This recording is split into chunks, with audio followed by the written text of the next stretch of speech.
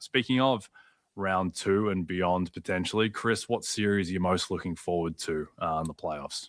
Gotta be Denver against San Antonio. A couple of weeks ago, I circled that Nuggets-Spurs game on the calendar, flew out to Denver for it. It was worth every minute of the travel, every nickel of the cost. That was a classic matchup. That was Patrick Ewing against Hakeem. That was Russell against Chamberlain. That was two guys that are elite at what they do, putting on a show. And I left that game thinking, like, please give me 6 or 7 more of those kind of matchups. And sure enough, we are well positioned to have that. Now, they played on Sunday in what was one of the weirder games of the year. San Antonio had every reason to win that game and kick the Nuggets down the standings, give them an opportunity to play the Lakers in the second round.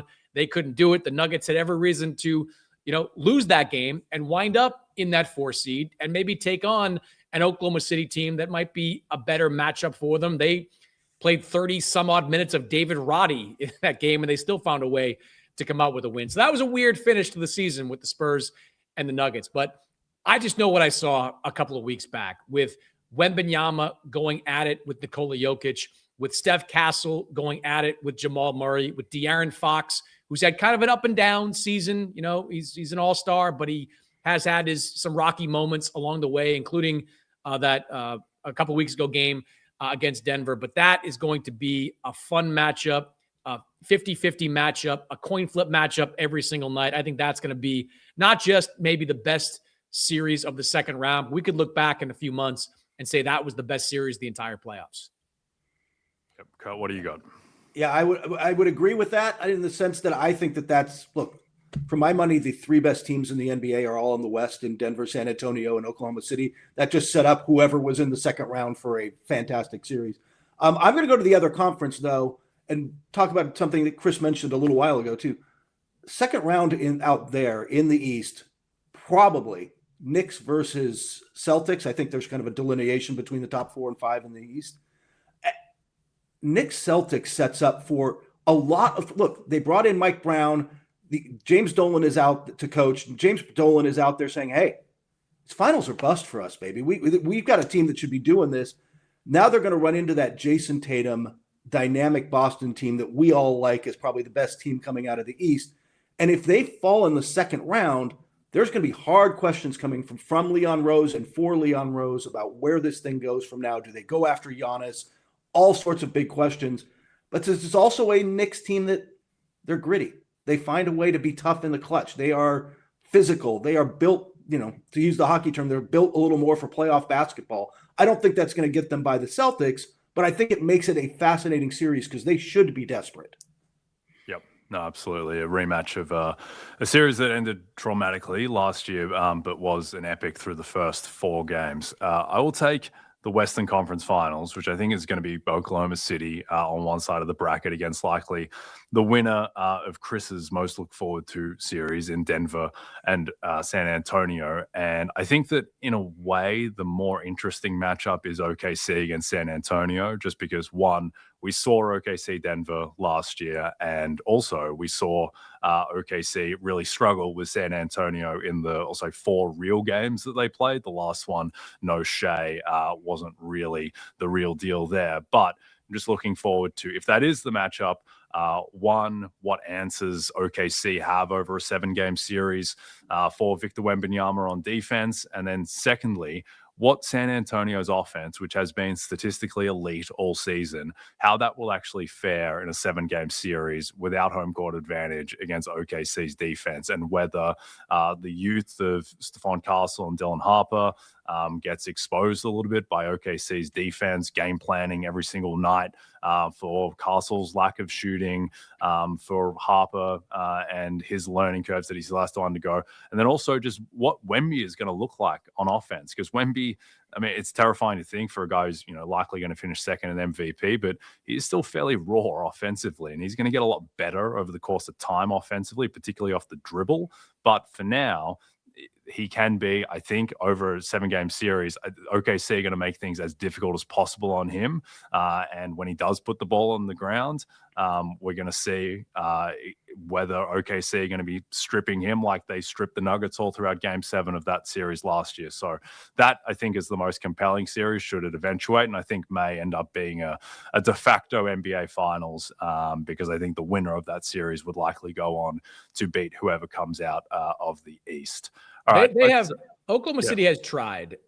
They have failed spectacularly this season against San Antonio. They have failed spectacularly to corral Victor Wembanyama in the games that he's played against them. I think looking back on that, 3 games in like 3-week stretch or whatever it was beginning in the NBA Cup, the Spurs just have the Thunder's number. Now that can certainly change. The playoffs are a different animal. The Thunders is a more experienced team, but it's pretty obvious that Victor Wembanyama is in the head of Chet Holmgren. And that's a monster matchup for Chet Holmgren. He is not only going to have to score on one end, but at some point he's going to have to defend Wembanyama and to do some things to slow him down. I don't think the Thunder can win that series just trying to play small on Vic. I don't think you can put Caruso on him in the same way you did it against Nikola Jokic. It didn't work. Like playing small on him didn't work in those games earlier in the season. I also think it's a big series for the coaching box. I thought Mitch Johnson,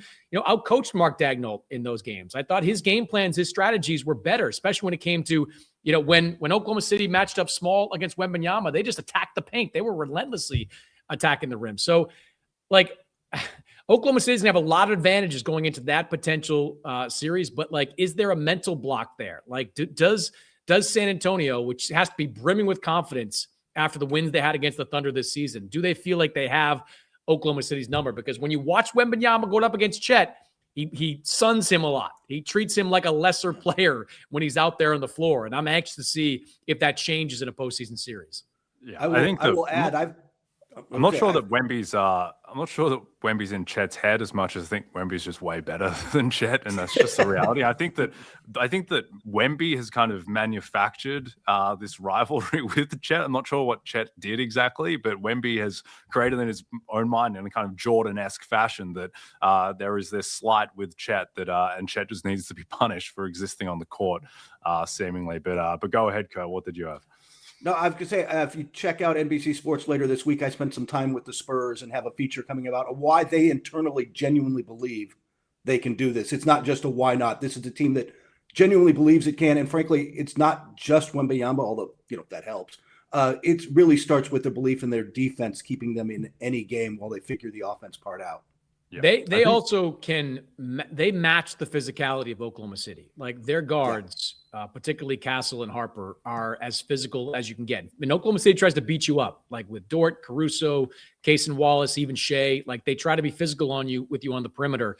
The Spurs have shown that they're willing to be physical back. And I agree with you. Like I don't know what Chet did to Vic that has made him take this approach. But I would push back. I think he is in his head. I think the way that Wembanyama talks to him during games, talks about him after games, and the performances we see where Wembanyama is clearly the better player when the two are sharing the floor. I do think there's a bit of a mental block there when it comes to Chet Holmgren going up against Wembanyama. Yeah, I like that Wemby is this character who reads and references 19th century French literature, and then also is just this massive alpha on the court and talking smack after games. I think it makes him, it's going to help make him the face of the league for a long time. I think ultimately what might be a huge factor in that series, should it eventuate, is that it looks like San Antonio will probably have to go through an absolute war in round 2 against Denver. And OKC probably won't have to go through a war in round 2 if it likely is against Houston. And I think that think about OKC and their first real playoff run and when they lost to Dallas in 6 games when Luka made the finals that year. I just think about how tired that team looked by the end of that Dallas series. And I think that San Antonio's first run in the playoffs, having to go through a war to just get to OKC, worried a little bit about their fatigue and physical levels at that point. But anyway, I would add one more thing to the Spurs in that series. They've done a fantastic job of keeping Wembanyama on a minutes restriction all season long. He's been right around 30, averaging for most of the year.